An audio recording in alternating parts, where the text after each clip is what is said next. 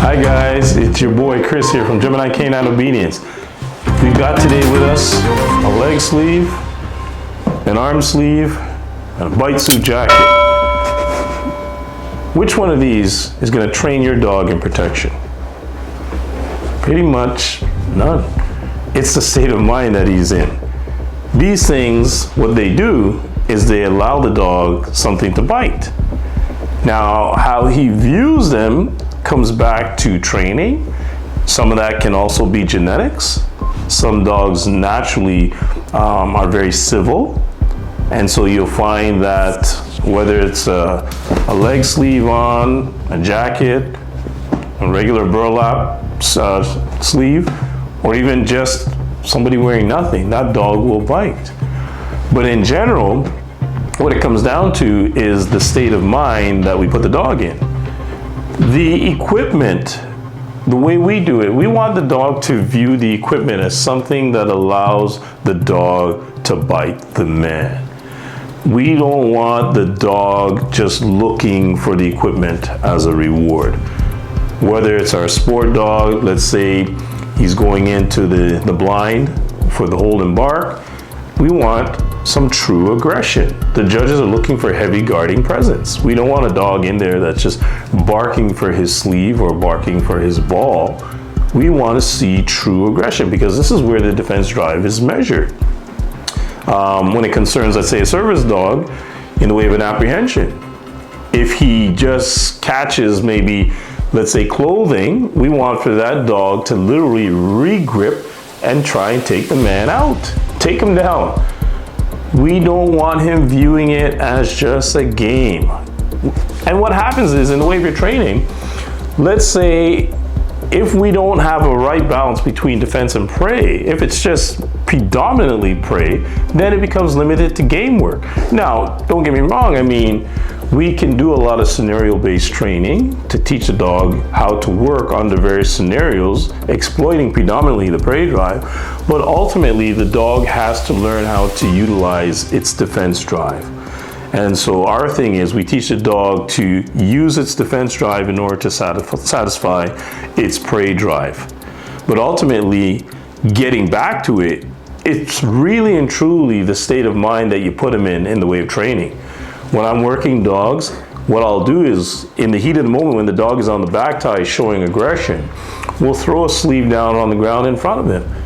And what we need is for that dog to come over the sleeve at me.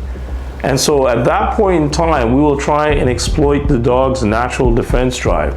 When we get what we want, then he gets what he wants. And not always do we slip the sleeve. There will be times where we use what we call a bottle up method, where we bottle the dog up and we break him off the actual sleeve. And he will find his enjoyment, his reward comes through tussling with the actual decoy. So in regards to equipment and will it actually train your dog, always remember this: these things should be viewed to your dog as something that allows him to bite the man. We really don't want him begging for the equipment, because truth be known, it's not a game. We've heard many different opinions in regards to protection training and the two drives, defense and prey. And we've heard many people say, well, you don't really need defense, you can train predominantly in the dog's prey drive. In my own personal opinion, I believe you need a good mix of the two.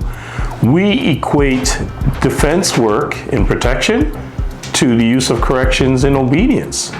They're both a negative. When we talk about defense, we're talking about exploiting certain insecurities within the dog and teaching him how to manage the defense drive in order to satisfy his prey drive.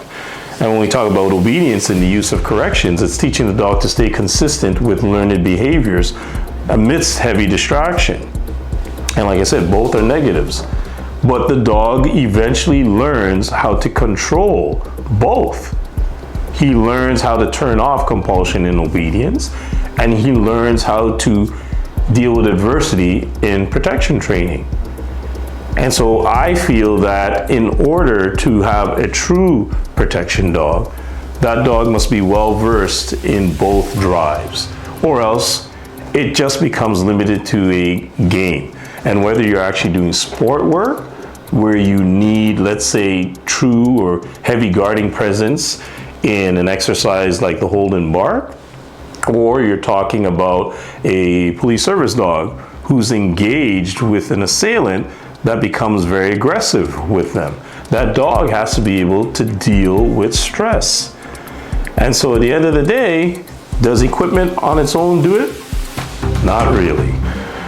If you like what you saw today in the way of the video, don't forget to give us a thumbs up. Please hit that subscribe button on your screen and look forward to more interesting videos coming up in the near future. Take care, guys.